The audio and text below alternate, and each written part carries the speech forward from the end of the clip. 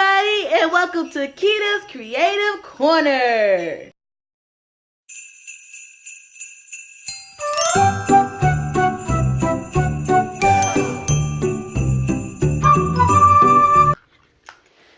Hey guys, welcome back to my channel. Welcome to another video of Kita's Creative Corner.